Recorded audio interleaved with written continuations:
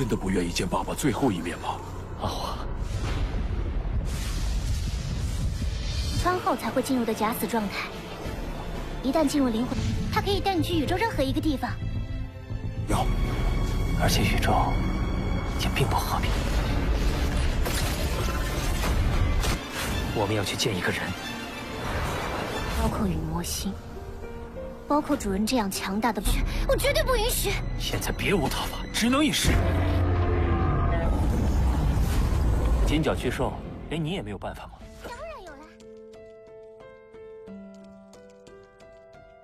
Halo guys, selamat datang kembali. Pada video kali ini, kita akan kembali melanjutkan bocoran alur cerita Donghua Swallowed Star, episode 188. Tapi seperti biasa, berhubung alur cerita ini yang sudah terpaut jauh dari serial Donghua aslinya, maka sudah pasti, gambar serta suara video tidak akan sama, begitupun dengan serial aslinya, yang bisa saja, akan ada sedikit perbedaan pada saat tayang nanti. Dan biar nggak kebanyakan spoiler di awal, tekan dulu dong tombol subscribe-nya, karena itu tandanya, kita akan masuk ke bocoran alur ceritanya. Pada episode sebelumnya telah diceritakan, saat Luo Feng sedang berdiri di dalam vegetasi anggur kontak awan yang berkembang karena evolusi setelah mengkonsumsi esensi dari buah kehidupan, tiba-tiba ia didatangi oleh Hong, Dewa Petir dan Aogu. Di sisi lain, Dewa Petir dan Hong seketika terkejut, saat mendapati ada yang aneh dengan tanaman kontak awan tersebut. Luo Feng, sepertinya ada yang aneh dengan tanaman kontak awan milikmu, karena ini sudah lebih dari 2 jam, dan dia belum menyelesaikan evolusinya, ucap Dewa Petir. Benar, aku juga merasakan ada yang aneh, ucap Luo Feng, sembari mengulurkan lengannya, dan memperlihatkan layar yang menampilkan tanaman merambat yang semakin membesar. Saking besarnya anggur kontak awan tersebut, sampai-sampai si Babata sendiri hanya dapat menampilkan sebagian saja. Melihat evolusi tersebut, Dewa Petir dan Hong pun makin terbelalak kaget. Luo Feng, apakah dia belum mencapai evolusi maksimalnya? Tanya Hong. Mendengar ucapan itu, Luo Feng kembali menatap ke arah layar, yang menampilkan tanaman merambat yang tebal sedang mengalami perubahan yang cepat, dan terus-menerus melepaskan lapisan besar kulit yang rusak, memperlihatkan tanaman merambat yang lebih segar. Tetapi baru beberapa saat, tanaman itu kembali melepaskan kulitnya, dan mengganti dengan kulit yang baru.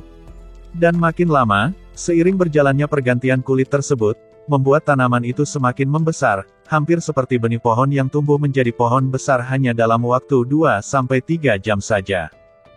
Padahal jika mengikuti evolusi normal, butuh waktu bertahun-tahun untuk mencapai tingkatan evolusinya. Namun, setelah memakan buah kehidupan, evolusi yang biasanya memakan waktu bertahun-tahun terjadi dalam waktu singkat. Luo Feng, sekarang seberapa besar pohon anggur kontak awan ini? Tanya Dewa Petir. Mendengar ucapan itu, Luo Feng pun berkata, sistem pemindaian tidak dapat memeriksa seluruh tubuhnya, namun melalui deduksi, saat ini anggur kontak awan memiliki 72 cabang, yang panjang tiap-tiap cabang mencapai 210 km, kata Luo Feng. Mendengar ucapan itu, Hong dan Dewa Petir pun terbelalak kaget, mengingat panjang satu pokoknya saja sudah menyerupai jalan raya di bumi, bahkan, beberapa jalan raya ada yang lebih pendek dari tanaman tersebut. Saat itu Dewa Petir dan Hong membayangkan, dengan 72 tanaman merambat sepanjang 210 km, jika semuanya melilit dan melindungi Luo Feng, maka senjata apa yang bisa melukainya? Saat itu Luo Feng terus menatap layar dengan tajam untuk melihat evolusi terus berlanjut. Seiring berjalannya waktu, Hong dan Dewa Petir juga tidak bertanya lagi, dan hanya menunggu dengan sabar, sembari ikut melihat pohon anggur di layar. Tak berselang lama, panjang anggur kontak awan itu pun telah mencapai 300 km, dan tiba-tiba menyusut dengan cepat. Melihat hal itu, wajah Babata seketika berbinar. Luo Feng, anggur kontak awan telah mencapai evolusi maksimalnya, ucap Babata, saat melihat 72 tanaman merambat, yang panjang masing-masing mencapai 300 km, yang kembali menyusut dengan cepat, hingga menyebabkan tanah di bawah Luo Feng bergetar, seolah-olah sebuah benda besar hendak menerobos, lalu secara bersamaan, tanaman merambat yang sangat tebal dan besar itu melilit ke tubuh Luo Feng, dan perlahan-lahan menjadi tanaman kecil dan menggemaskan. Dan tak berselang lama, 72 tanaman merambat kecil setebal ibu jari itu kembali menyebar membentuk baju besi merah tua, yang menutupi tubuh Luo Feng. Bahkan, jari-jari Luo Feng pun ikut tertutupi seperti sarung tangan. Saat itu Luo Feng bisa merasakan kekuatan dari baju besi kontak awan yang telah mengalami evolusi. Bahkan jika dia memukul dengan tidak menggunakan banyak kekuatan, dan hanya mengandalkan ledakan dari sulur kontak awannya saja, itu sudah sangat cukup untuk membuat seorang pejuang terpental jauh. Dan tingkat kekuatan ini, bahkan lebih kuat daripada ketika Luo Feng menggunakan kemampuan penguatan alami dari binatang bertanduk emas di tingkat bintang level 9. Melihat hal tersebut, Dewa Petir pun berkata, "Adik ketiga, saat ini seberapa kuat pohon anggur milikmu?" tanya Dewa Petir. Di sisi lain, Hong pun menatap baju besi kontak awan milik Luo Feng, dan bisa dengan jelas merasakan aura kuat yang berasal dari pohon anggur yang berkontraksi, hingga membuatnya tercengang. Sementara Luo Feng mendengar ucapan Dewa Petir, ia pun berkata, "Aku sendiri tidak terlalu mengetahuinya," sahut Luo Feng, lalu berkata pada Babata. "Babata, tolong pindai pohon anggur kontak awan ini," ucap Luo Feng. Mendengar perintah itu, Babata pun segera memindai kekuatan anggur kontak awan tersebut. Namun, setelah mengetahui tingkat evolusi yang dicapai oleh tanaman berwarna merah darah itu, Babata pun seketika terbelalak kaget. "Babata, ada apa?" tanya Luo Feng. "Luo Feng, pohon anggur kontak awanmu telah menerobos ke tingkat semesta level 2, ucap Babata, membuat Luo Feng ikut terbelalak kaget. Di sela itu Babata berkata, "Pohon anggur kontak awan adalah bentuk kehidupan yang sangat kuat, yang pada tingkat kekuatan yang sama, satu pokok anggur kontak awan milikmu, sebanding dengan satu pejuang tingkat semesta level 2. Dengan kata lain, 72 pokok anggur kontak awan milikmu, sama dengan kekuatan 72 pejuang manusia tingkat semesta level 2. Dengan kekuatan gabungan dari 72 tanaman merambat ini, jika menyerang secara bersamaan, maka akan bisa membunuh pejuang manusia di tingkat semesta level 4, ucap Babata. Mendengar ucapan Babata, Luo Feng pun tak bisa menyembunyikan kegembiraannya, dan tak sabar ingin mencoba kekuatan dari tanaman tersebut. Setelah beberapa saat, Luo Feng dan kelompoknya kembali menggunakan kapal alam semesta, lalu melesat masuk ke dalam sungai di wilayah pegunungan. Setelah berada di kedalaman, tampak Luo Feng, Hong dan Dewa Petir berdiri di depan papan kendali, sembari melihat ke layar virtual. Sementara Augu, ia pun beristirahat di dalam kabin untuk memulihkan kekuatannya.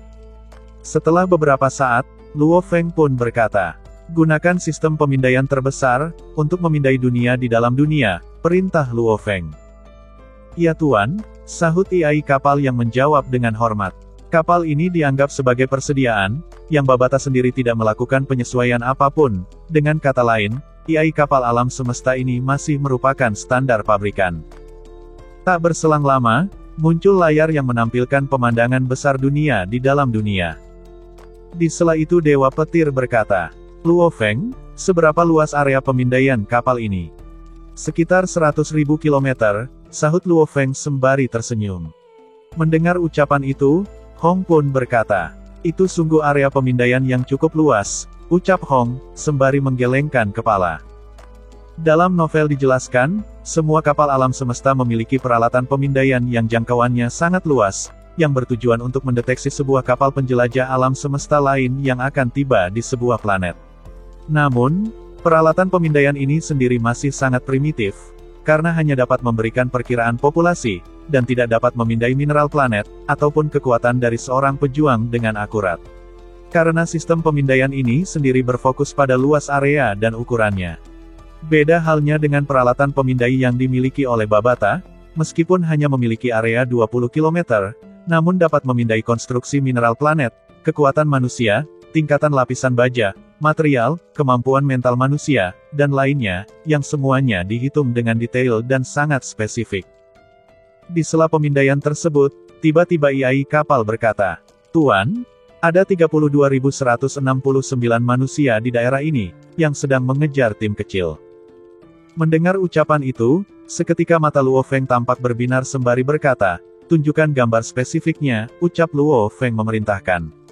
Tak berselang lama, layar virtual dengan cepat terbagi menjadi 4 adegan, masing-masing menampilkan 4 tim besar yang terdiri dari 32.169 penjelajah, yang dibagi menjadi 3 kelompok. Sudah berakhir, ketujuh orang ini tidak bisa melarikan diri, ucap Dewa Petir, yang menatap ke arah layar. Melihat adegan tersebut, Luo Feng hanya bisa menghela napas, lalu berkata, "Target pertama kita adalah tim yang beranggotakan 16.300 orang ini," kata Luo Feng. Mendengar ucapan itu, Dewa Petir dan Hong seketika terbelalak kaget. "Luo Feng, apakah ada jaminan kamu bisa membunuh semua pejuang itu?" tanya Hong dengan curiga. Mendengar ucapan itu, Luo Feng pun mengangguk, sembari melepaskan anggur kontak awan miliknya. Di sisi lain di sebuah padang rumput, tampak sebuah tim yang terdiri dari 7 orang yang dikelilingi oleh banyak penjelajah bintang. "Kami menyerah, jadi tolong jangan bunuh kami, dan kami bersedia memberikan semua batu badai petir yang kami miliki, tapi tolong jangan bunuh kami." Tampak saat itu, tim yang berjumlah 7 orang itu berteriak keras, dengan wajah yang dipenuhi ketakutan, karena telah dikepung dari segala arah. "Haha, menyerah, mengapa kami harus menerima penyerahan Anda? Setelah membunuh kalian semua, kami masih bisa mendapatkan batu badai milik kalian," ucap seorang pria bertampang kuat dengan garis-garis hitam di wajahnya, diikuti gelak tawa yang keras. Mendengar ucapan itu, kapten tim kecil itu pun berkata, "Bukankah sebelumnya Anda mengatakan, selama kami bersedia untuk bergabung dengan organisasi Anda dan membantu mengumpulkan batu badai petir, maka Anda akan menjamin keselamatan kami," ucap si kapten dari tim kecil. "Haha, bodoh. Aku mengatakan itu saat di pangkalan tentara sekutu, karena di pangkalan dilarang membunuh. Dan di tempat lain di dunia ini, kami bisa membunuhmu secara langsung, dan semua milikmu adalah milik kami, termasuk kristal alam semesta," ucap sang kapten dari tim besar, lalu mulai melepaskan serangan. Di bawah serangan brutal tersebut, 7 orang di dalam tim kecil itu benar-benar hancur. Sesaat setelahnya, satu anggota dengan cepat terbang dan mengambil semua harta mereka, dan memberikannya pada si kapten dari tim besar tersebut. Tampak saat itu, pria botak yang merupakan pemimpin tim besar itu segera memeriksa harta apa yang mereka dapatkan dari cincin penyimpanan. Namun tiba-tiba, tanaman merambat kecil menembus dari bawah tanah, dan dengan cepat mengikat kaki pria botak itu lalu menyeretnya ke bawah tanah, tanpa disadari oleh para pejuang lain. Melihat sang kapten yang tiba-tiba menghilang, 2 wakil kapten yang awalnya memiliki wajah tersenyum dan riang tiba-tiba terkejut, saat melihat sang kapten yang semula berdiri di samping mereka tiba-tiba menghilang, menyisakan lubang besar di tanah. "Apa yang sedang terjadi? Di mana kapten?" ucap 2 wakil kapten dan anggota sekitarnya, sembari melihat ke arah lubang besar, dengan ekspresi tercengang. Karena bagaimana bisa, di bawah pengawasan mereka, sang kapten bisa benar-benar menghilang. Di sela itu, tampak seorang pejuang pembaca roh yang segera menyebarkan kekuatan rohnya, dan mendapati bahwa kapten mereka ada di bawah tanah, namun tidak ada kekuatan hidup, yang berarti dia telah mati. Mengetahui akan hal itu, kelompok pejuang tingkat bintang level 9 pun mulai menggali dengan cepat ke bawah tanah. Setelah menemukan tubuh si kapten mereka pun segera membawanya ke permukaan. Namun, ketika melihat tubuh si kapten, kedua wakil kapten dan anggota lainnya pun dibuat terkejut, saat mendapati kepala si kapten telah pecah, dan salah satu jari yang memakai cincin penyimpanan pun telah putus. "Ya Dewa, cepat beritahu kapten utama, katakan padanya kalau kapten dalam kelompok kita telah terbunuh, dan cincin penyimpanannya pun telah diambil oleh seseorang," ucap sang wakil kapten. Sementara jauh di bawah tanah, tampak sebuah sulur tipis panjang yang membawa cincin penyimpanan ditarik dengan cepat. Bahkan di salah satu sulurnya terdapat sebuah gelang, yang merupakan tempat di mana Babata disimpan. "Luo Feng, saat ini 3 tanaman merambat utama secara terpisah telah membunuh 3 kapten tim," lapor Babata. "Bagus, sangat bagus, selanjutnya target kita adalah tim besar dalam kelompok tadi," ucap Luo Feng. Mendengar perintah itu, Babata pun berkata, "Oke, tapi kemungkinan tim besar itu memiliki peralatan pemindaian yang terperinci yang mereka gunakan untuk memindai batu badai petir. Jika aku menemukan salah satu tim yang menggunakan peralatan ini, maka aku akan menghentikan perburuan, karena sistem pemindaian mereka bisa menemukan anggur kontak awan milikmu," ucap Babata. Mendengar laporan itu, Luo Feng pun berkata, "Baiklah, prioritas utama kita adalah menjaga rahasia, dan tidak membiarkan tim lain mengetahui tentang anggur kontak awan," kata Luo Feng. "Baiklah, kalau begitu aku akan melanjutkan," jawab Babata, lalu memutuskan panggilan. Karena perburuan ini sangat bergantung pada pohon anggur kontak awan yang bisa dengan mudah menjelajah area bawah tanah, ditambah lagi dengan area dan level pemindaian milik Babata, yang digabungkan dengan kekuatan pohon anggur kontak awan, membuat mereka benar-benar tidak takut pada tim manapun. Karena dengan struktur fisik dan kecepatan regenerasinya, yang bahkan jika terkena laser atau railgun sekalipun, itu bukanlah sesuatu yang membahayakan. Dan itulah guys, ending dari bocoran Donghua Swallowed Star. Akhir kata, sampai jumpa di pembahasan bocoran Donghua lainnya.